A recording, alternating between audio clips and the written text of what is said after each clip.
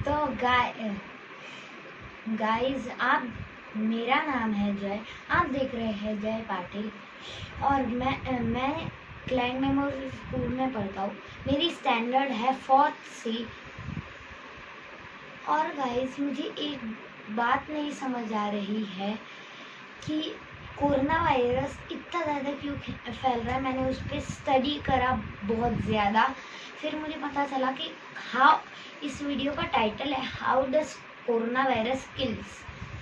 तो corona virus first हमारे lungs के अंदर विंड पाइप होता है और फिर विंड पाइप 2 ब्रोंकाई से मिल जाता है और फिर वो दोनों ब्रोंकाई आगे और बहुत सारी ब्रांचेस से बढ़ जाता है जिन्हें कहते हैं ब्रोंकियोल्स। और एक एक ब्रोंकियोल्स पे एंड पे होते हैं एल्विलाई, जिससे ऑक्सीजन और कार्बन डाइऑक्साइड एक्सचेंज होता है। और आपने पढ़ा ही होगा कि अपनी पूरी बॉडी सेल से बनती है, ब्रेन भी, सारी चीज़ें सेल से बनते हैं। लेकिन कोरोना वायरस सिर्फ लंग्स के ही सेल पे अटैक करता है, क्योंकि लंग्स के सेल पे एक ACE2 रिसेप्टर होता है। उस लंग्स के सेल पे ACE2 रिसेप्टर, और जो कोरोना वायरस है उसके ऊपर स्पाइक प्रोटीन होता है। तो फिर ACE2 रिसेप्टर को लगता है कि जो कोरोना वायरस है वो फ्रेंडली चीज़ है, तो उसे वो अंदर एंट्री दे देता है। फिर कोरोना वायरस के अंदर RNA होता है उसकी कॉपीज बनाने का। तो फिर वो सेल के अंदर जाके अपनी लाखों करोड़ों कॉपीज बनाता है और फिर सेल को डिस्ट्रॉय कर देता है। इस काम में लगते हैं 2 से 10 दिन कोरोना वायरस की लाखों करोड़ों कॉपीज बनने में। और फिर हमारा इम्यून सिस्टम एक्टिवेट हो जाता है। इम्यून सिस्टम कोरोना वायरस से लड़ते हुए अपना बॉडी टेम्परेचर बढ़ जाता है और फिर चेस्ट भी बहुत पेन होने लगती है।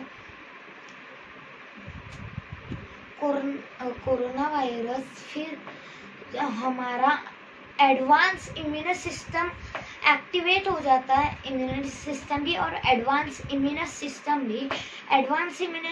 एंटीबॉडीज बना के कोरोना वायरस के स्पाइक प्रोटीन के ऊपर लगा देता है, जिससे कोरोना वायरस सेल के अंदर नहीं घुस पाएगा।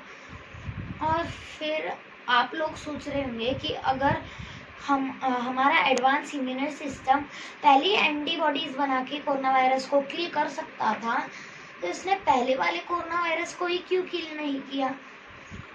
वो उसकी वजह से, क्योंकि उन एंटीबॉडीज को बनाने में टाइम लगता है। तो फिर जब हमारा हमें ब्रीदिंग में भी प्रॉब्लम होती है, क्योंकि जो कोरोना वायरस और हमारे एडवांस इम्यून सिस्टम की लड़ाई चल रही होती है अपने लंग्स में। और फिर हमारी फाइटिंग के वक्त हमारी एल्विलाई में पस जमा हो जाता है, जिसकी वजह से हम ऑक्सीजन अंदर नहीं ले सकते और एल्विलाई कार्बन डाइऑक्साइड बाहर नहीं छोड़ सकते। इसकी वजह से कुछ लोगों की मौत भी हो जाती है। कुछ लोग बिना सांस लिए वो ब्रीद नहीं कर पाते और फिर सीधा मर जाते हैं। और कोरोना वायरस की वैक्सीन है वो बॉडी के अंदर कैसे वर्क करती है? कोरोना वायरस की वैक्सीन बॉडी के अंदर जाती है और फिर वैसे ही वो हमारे एडवांस इम्यून सिस्टम को एक एग्जाम्पल दे देते कि बॉडी के अंदर कितने सारे वायरस आ सकते हैं। और फिर पहले से ही एडवांस इम्यून सिस्टम एंटीबॉडीज बनाता है और फिर अगर वापस से कोरोना वायरस अटैक किया तो फिर कोरोना वायरस का वहीं पे ख़त्म हो जाएगा कोरोना वायरस। और अगर कोरोना वायरस जो बॉडी के अंदर मरे हुए हैं कोरोना वायरस, उसे बाहर निकालते हैं वाइट ब्लड सेल्स।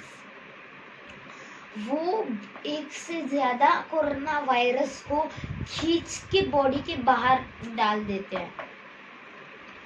आज की इस वीडियो के लिए बस इतना ही। मैं मिलता हूँ आपको अगली वीडियो में, तब तक के लिए मुझे सब्सक्राइब करना मत भूलना, लाइक भी करना, शेयर भी करना।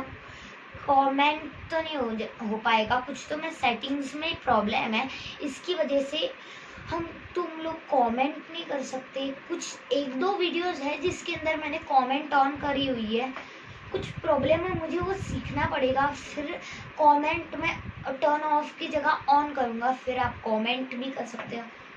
डिस्कशन में अब जैसे मैं 1K सब्सक्राइबर पे Q&A करने वाला हूँ।